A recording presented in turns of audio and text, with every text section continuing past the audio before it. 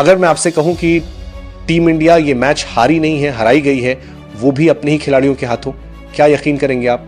लेकिन भाई आज जो हुआ ना, वो भारत की हार नहीं, भारत के फैंस की बेइज्जती थी। इतनी बड़ी टीम, इतनी लंबी बैटिंग लाइनअप और नतीजा 20 रन पर 3 विकेट और 15 वाइड गेंदें।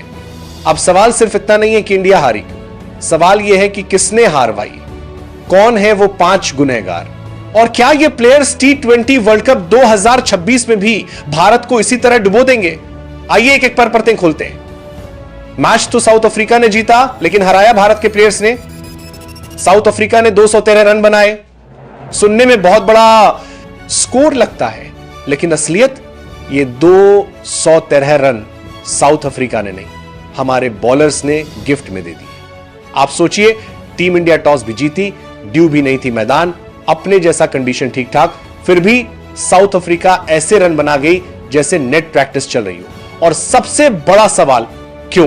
क्योंकि भारत की तरफ से 5 खिलाड़ी ऐसे थे जिन्होंने अकेले ही यह मैच दक्षिण अफ्रीका की झोली में डाल दिया। और आज इन्हीं 5 के नाम से परतें हटानी है गुनहगार नम।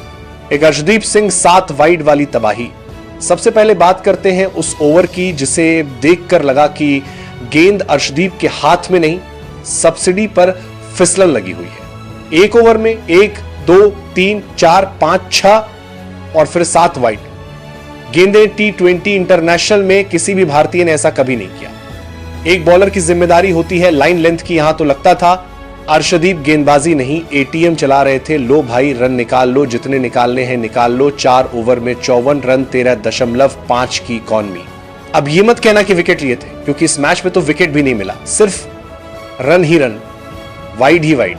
आप सोचिए, अगर सिर्फ वाइड्स को हटा दे तो साउथ अफ्रीका के 213 में से 15 रन कम हो जाते, मतलब 198 बनते, मतलब मैच दूसरी दिशा में जा सकता था। इसलिए पहला गुनहगार Arshdeep Singh, wide specialist over वाले गुनहगार ना। 2, जसप्रीत बुमराह आज लय ही नहीं मिली।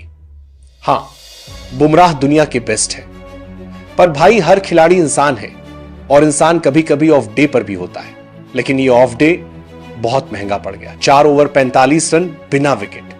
ये वो बुमराह नहीं जिन्हें हम जानते हैं लास्ट ओवर्स में फुल टॉस, मिडिल ओवर्स में मिस लेंथ और शुरुआत में गेंद हाथ से फिसलती हुई। ऐसा लग रहा था जैसे गेंद और बुमराह में लड़ाई चल रही हो, तू पकड़ ना पाए। अब गलत मत समझिए, बुमराह को कोई बाहर निकालने की बात नहीं हो रही, लेकिन यह मैच उनकी वजह से हाथ से निकल गया, यह भी सच है गुनहगार ना। 3 शुभमन गिल, गोलू मोलू ओपनिंग की उम्मीद का बुरा हाल। अब आते हैं बल्लेबाजी पर, जहां असली तबाही शुरू हुई। सबसे पहले नाम शुभमन गिल, पहला टी 24 रन, दूसरा T20 पहली ही गेंद पर आउट, 0 रन। अब ये वही शुभमन गिल है जिन्हें कुछ लोग कहते हैं अगला विराट कोहली। भाई 0 और 4 बनाकर कोई अगला कोहली नहीं बनता। विराट कोहली वो खिलाड़ी है जो 2012-13 में हर हार को दांत पीसकर जीत में बदलता था।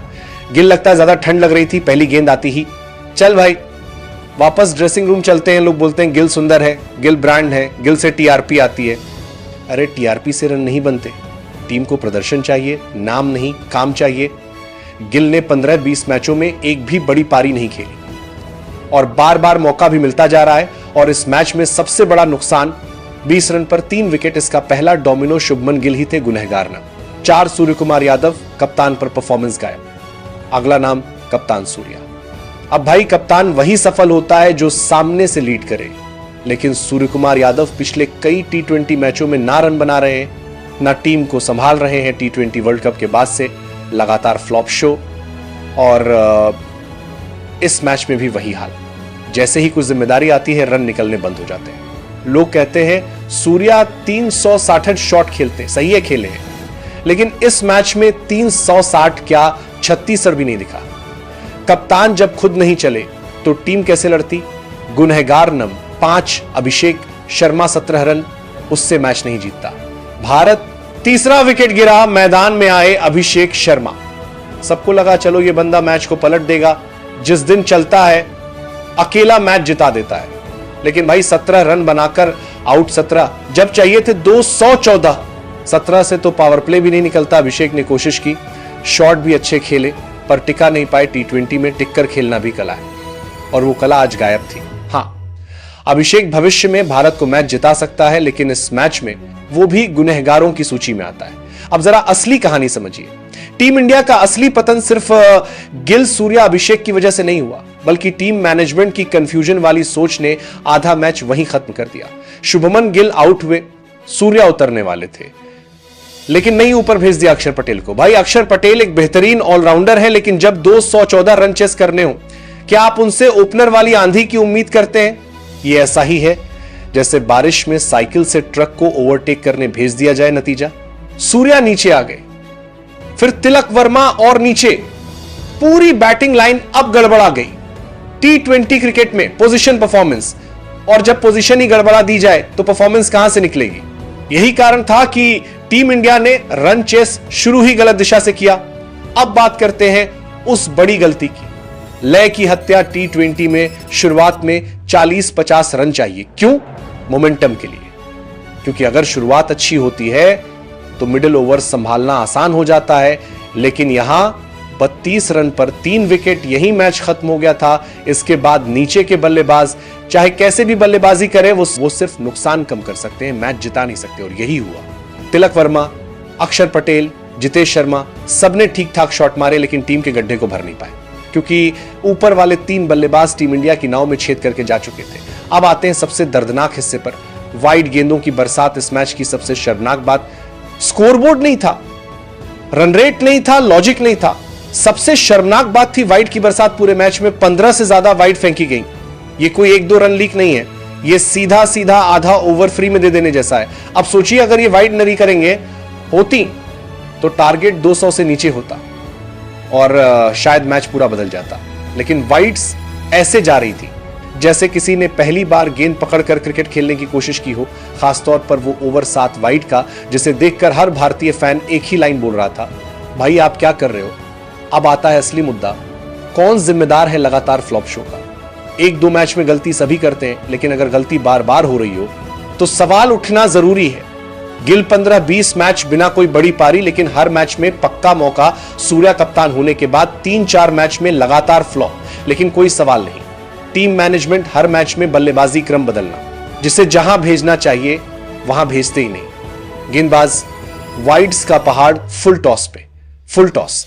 अगर आज ये वही टीम है जिससे T20 वर्ल्ड कप 2026 जीतने की उम्मीद की जा रही है, तो भाई ये उम्मीद नहीं, सिर्फ कल्पना है।